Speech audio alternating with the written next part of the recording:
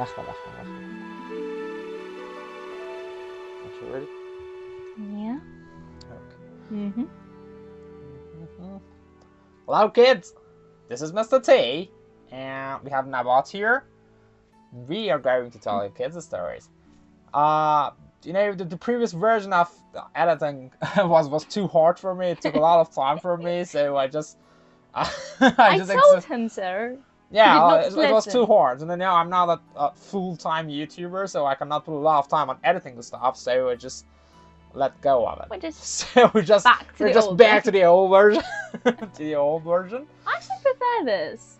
Yeah, well, it's easier to edit. We are here and we have contract. Yeah, it's not just the fact that it's easier. It's just that the fact that we together and like interacting with them, with each other. Contract. What's interact? I meant it's interact. Yeah. Contract. What does that? Why would I use that? Okay. So anyway, it's easier to edit this way. So that's why we're going to go on this way. But the thing is, maybe, I don't know, we don't know, in the future, maybe, we're going to change the method again, we're going to try some new things, but right now, I'm good with this style. Today I brought, so are you ready to go? Yeah. So today I brought a Chinese story to you. It's called The Mouse Bride. It's a traditional folktale with deep roots in Chinese literature and oral storytelling. Now that's it. So, I'm going to narrate the story to you. Are you ready? Yeah. Okay, before we go, as always, I want to have some tea with Nabaat. Kids, if you don't know what is Chai Nabaat, again, I'm going to tell you that this is a home remedy of everything. Any pain you have, mental or physical, it's going to be solved with Chai Nabaat. So, do you want some Nabaat too? Yeah. Here it is. Okay, let's go.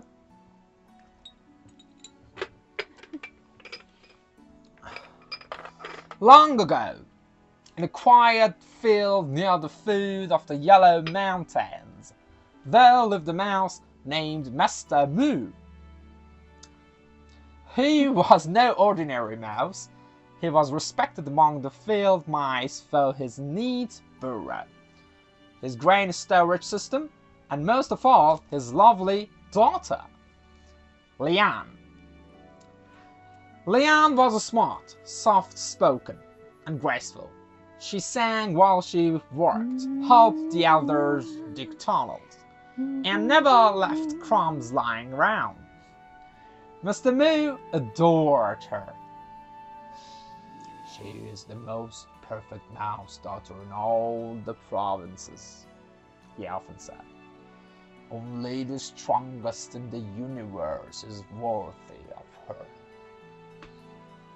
So when the time came to find her a husband, he declared, I shall marry Lian to the mightiest being in existence, the most strongest.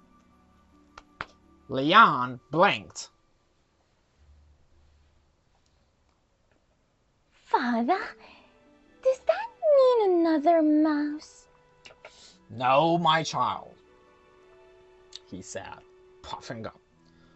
We aim higher. So Mr. Moo set out on a journey. He climbed up to the top of the rice stalk and shouted to the sky, "Oh, mighty sun!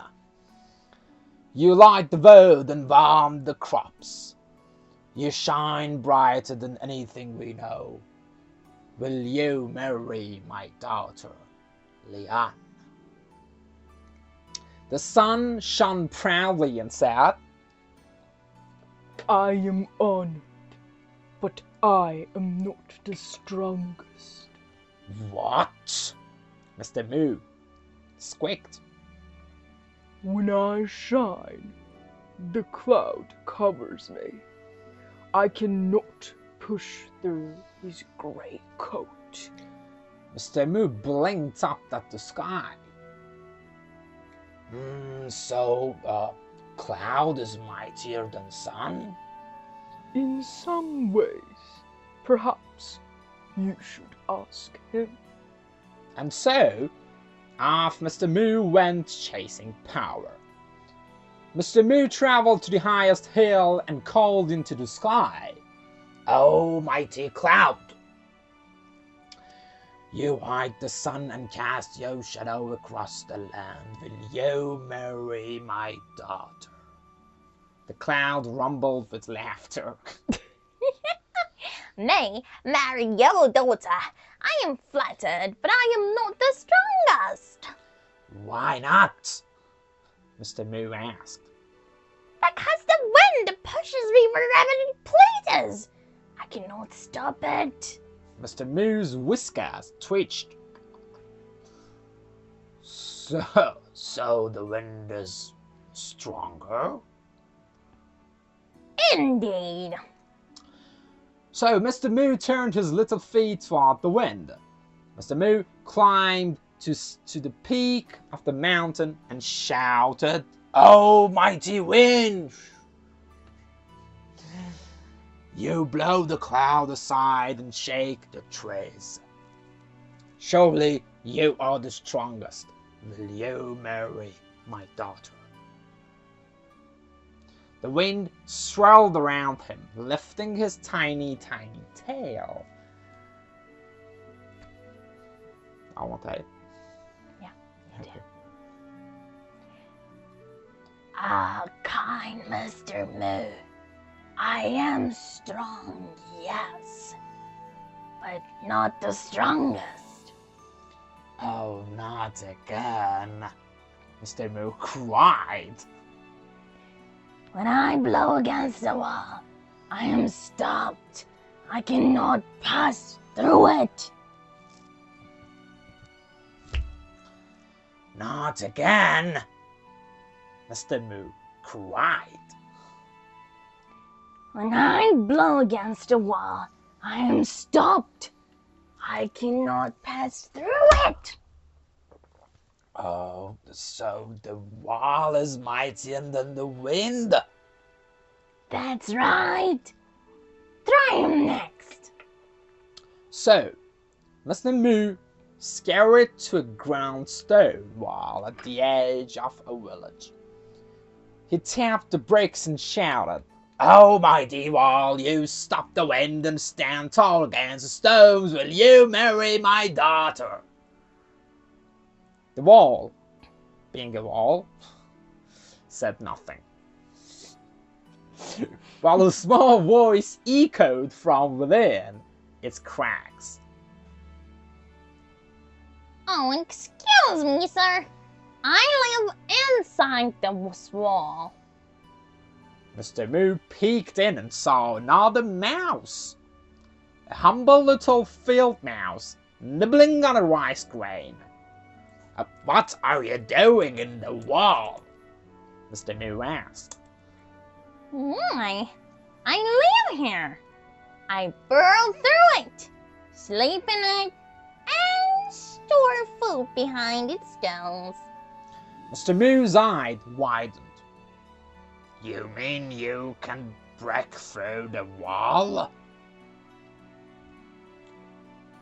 The little mouse shrugged. Well, I nibble through it a little at a time. I suppose I can?" Mr. Moo sat down, quiet, paws folded, whiskers still. He looked at the small field mouse, then back at the wall. Then remembered the wind, the cloud, the sun. Each one pointed to the next. Each one had something they couldn't defeat. And now, a mouse? So, the mightiest being in the world might be a mouse? "I'm not mighty, Said the field mouse shyly. but I can make home. I can find food, and I can be kind." Mr. Moo returned home. Lian sat by the burrow, sewing a new leaf blanket. "Did you find the strongest being, Father?" She asked. Mr. Moo smiled. Yes. And he's just like us. He told her the tale from sun to cloud to wind to wall. To wind, to wall, and back to mouse. Lian listened. At the end, she said quietly, I'm glad I didn't want to marry the sun. They both laughed. The next day, Mr. Moo introduced her to the shy field mouse, whose name was Han. They shared stories, dug a tunnel together, nibbled sweet corn husks under the stars, and in time, Lian married Han. Not because he was the strongest, but because he was the gentlest, the funniest, and one who offered her the last piece of sweet bean cake without asking. Mice across the valley heard the story. Some chuckled. Silly old Moo trying to marry his daughter to the sun. But others nodded.